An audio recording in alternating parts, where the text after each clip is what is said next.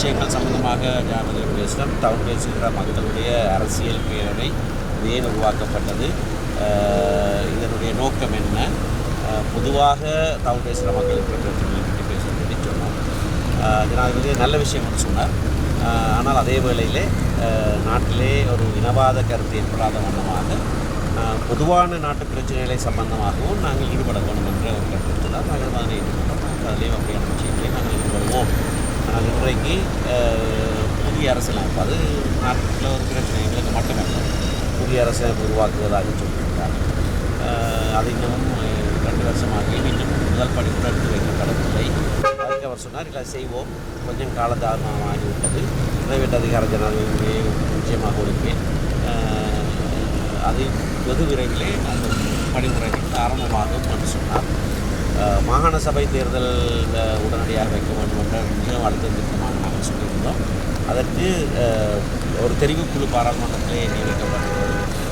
அதனுடைய அறிக்கை வந்த பிறகு அதனை செய்வேன் என்று சொன்னார். அதற்கு தெரிவுக்குழுவில் அங்கம் வகிக்கிற 2 பேர், சாணக்கியன் ராசமாணிக்கவும் நிசாம் காரியப்பட்டு சொன்னார்கள். அந்த தெரிவுக்குழுவிலே எந்த முடிவும் வராது, அது நேரம் விரயமாக்குவதற்காக உருவாக்கப்பட்ட ஒரு குழு என்பதை தெளிவாக சொன்னார்கள்.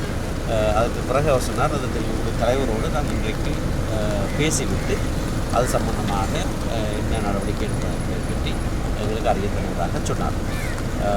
நிலப்பிரச்சனை, காணி பிரச்சனை சம்பந்தமாக ஒரு நேரம் உரையாடினோம்.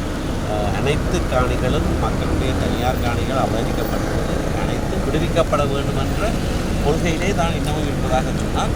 இராணுவத்திலே ஒரு அறிக்கையை கேட்டிருக்கிறாராம். ஏன் இந்த நிலங்களை விடுவிக்கப்பட முடியாமல் இருப்பதற்கான காரணத்தை சொல்லும்படியாக ஒரு அறிக்கையை கூறியிருக்கிறார் என்று சொன்னார். ஆகவே அது நிச்சயமாக நடக்கும் என்று சொல்கிறார்.